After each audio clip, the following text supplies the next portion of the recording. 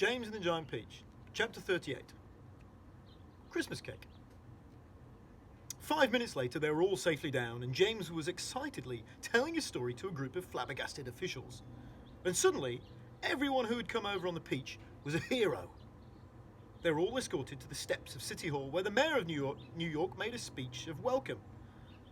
And while he was doing this, 100 steeplejacks, armed with ropes and ladders and pulleys, swarmed up to the top of the Empire State Building and lifted the Giant Peach off the spike and lowered it to the ground.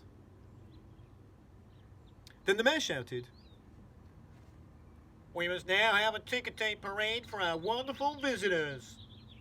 And so a procession was formed, and in the leading car, which was an enormous open limousine, sat James and all his friends. Next came the Giant Peach itself. Men with cranes and hooks had quickly hoisted it onto a very, very large truck. And there it now sat, looking just as huge and proud and brave as ever.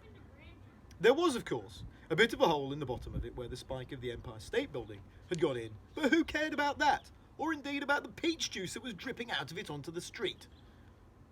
Sticky. Behind the Peach, skidding about all over the place in the peach juice, came the mayor's limousine. And behind the mayor's limousine came about 20 other limousines, carrying all the important people of the city. And the crowds went wild with excitement. They lined the street, and they leaned out of the windows of the skyscrapers, cheering and yelling and screaming and clapping and throwing out bits of white paper and ticker tape.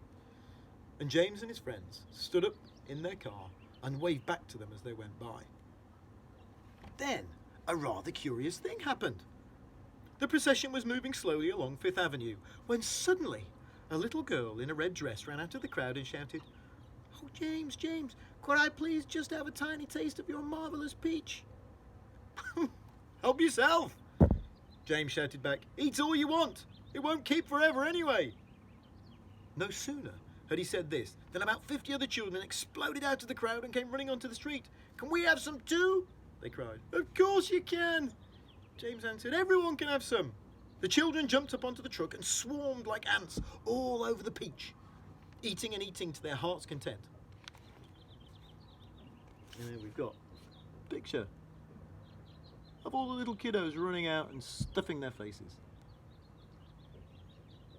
creating a great big sticky mess. And as the news of what was happening spread quickly from street to street, more and more boys and girls came running from all directions to join the feast. Soon, there was a trail of children a mile long, chasing after the Peach as it proceeded slowly up Fifth Avenue.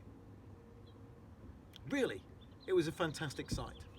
To some people, it looked as though the Pied Piper of Hamelin had suddenly descended upon New York. And to James, who had never dreamt that there could be so many children as this in the whole world, it was the most marvellous thing that had ever happened to him. By the time the procession was over, the whole gigantic fruit had been completely eaten up, and only the big brown stone in the middle, licked clean and shiny by 10,000 eager little tongues, was left standing on the truck.